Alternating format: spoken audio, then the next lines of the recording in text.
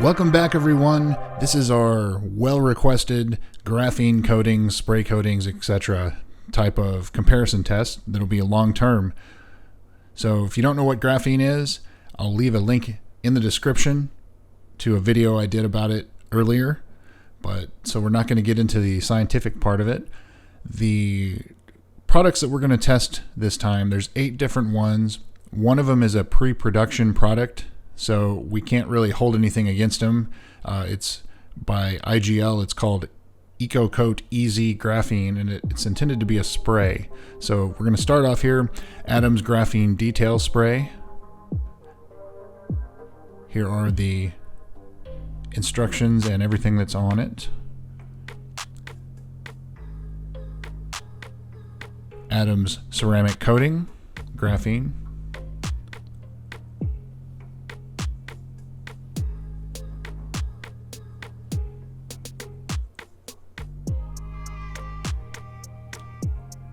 SPS Graphene Reduced Graphite Oxide, which is very similar to another product called Art de Shine. Their ceramic coating in Canada and elsewhere in the world. Drive Auto Appearance Victory Nano Graphene Coating. They are a Texas-based company. IGL Kinzo Graphene Reinforced. This is their updated version. It's supposed to be more resistant to water spotting.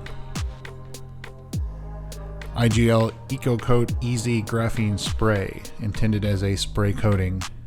It will be applied not as a spray on this hood though. Graphene Ceramic, Adam's Graphene Ceramic Spray Coating.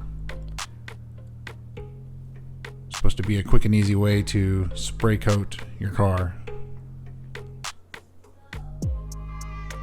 303 Graphene Nano Spray Coating, highly requested by you guys over at the Reddit Auto Detailing subreddit forum. 1 year or more of protection, advertised, made by Gold Eagle Company in Chicago, Illinois. So here's the hood that we're going to start with.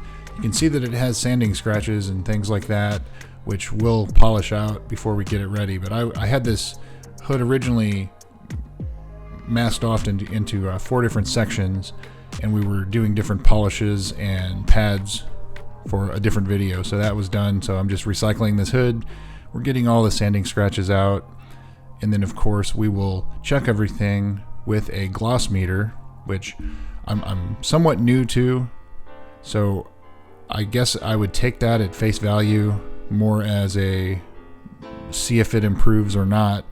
But I learned how to calibrate the gloss meter, but that and use it, and that's about it. So take that with a grain of salt when you see the gloss readings here later. And of course you're seeing me here compound and polish and prepare the hood, made labels for it, the usual. If you've seen my other hood test, you kind of know how this part goes. This hood's probably towards the end of its life. The number of times it has been polished and sanding scratches and everything else. We've done a lot of stuff on this hood, so this will probably be the last test I'll be using this hood for. Prepping with 35% isopropyl alcohol. You can see it's not quite perfect, but it's pretty good. Has a little bit of metallic flake in it. So we're gonna get some tape laid down so we can get everything labeled, measured, and apply all the products. But it has a pretty good mirror perfect reflection, very, very little waviness or orange peel in it, so you can tell that it's been heavily compounded, polished, sanded, etc. So we're going to do 8 different products, 8 different sections, apply all of the vinyl. Use an Oracal exterior vinyl for this. And here is our gloss meter that we purchased off of Amazon for about $250. So it measures in gloss units, GUs. So you can see most of them, they average somewhere between 132 and 134 or 5 gloss units.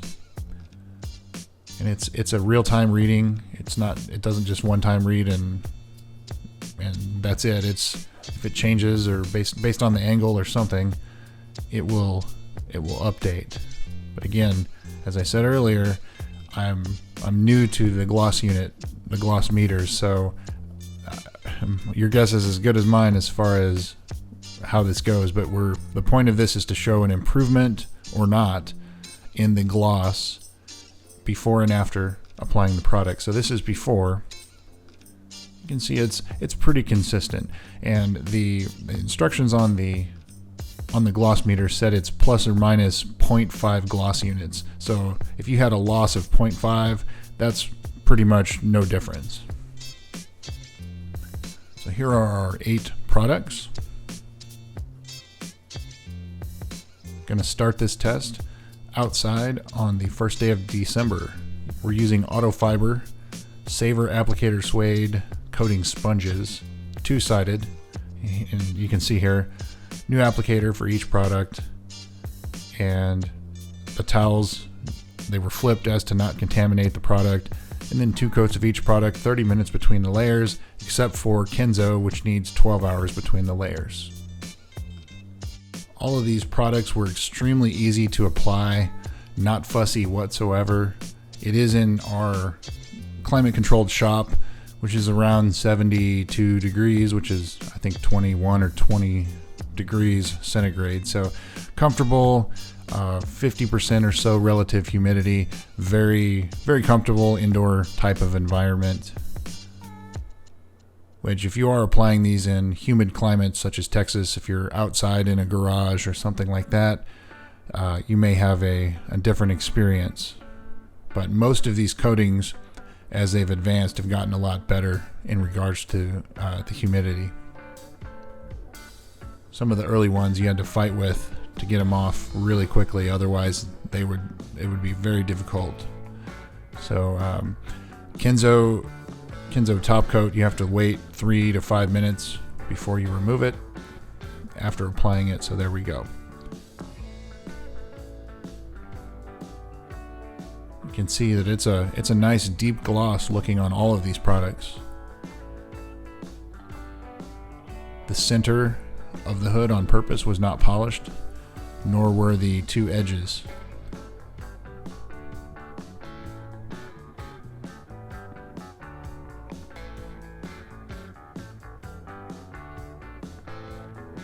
Here's your before and afters. So the IGL lost a little, the graphene, 303 graphene gained some. Adam's graphene detail spray, also a slight gain.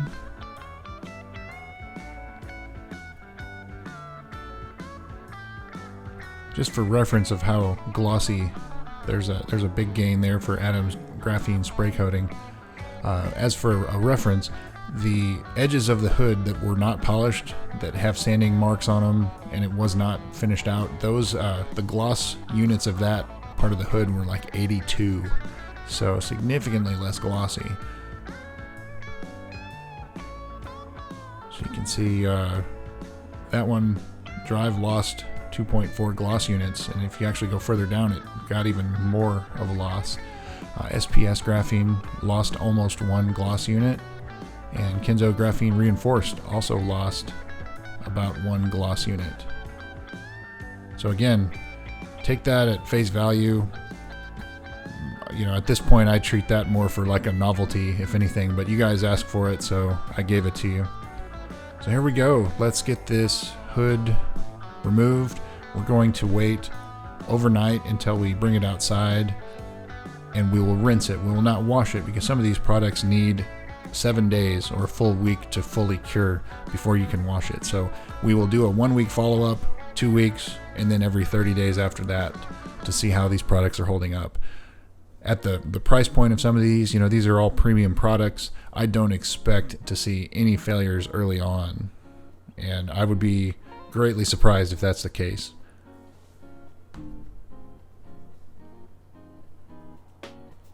You can see where the tape lines were. You can see that it's lighter than where the coated areas are. So the coating definitely deepens the gloss level.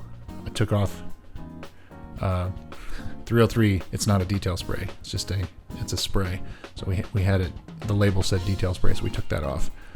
You can see all of it looks very, very good. All 8 products.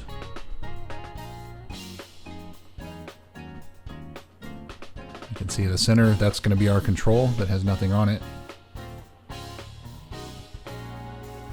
So we're going to get to the first wash. It is quite cold. Winter has arrived in Texas. 45-degree temperature, 7 degrees. Wind chill 36 degrees Fahrenheit, which is 2 degrees. So again, all we're doing is rinsing here. No soap, no touching it, no nothing. You can see how hydrophobic everything is. And all 8 of the products are delivering in that regard. Very, very hydrophobic. I'll take the pressure washer tip off of the end of my hose here and treat it more like a solid hose. And you can see it just doesn't even stick. Some products it does stick a little bit more than others, but still not too shabby.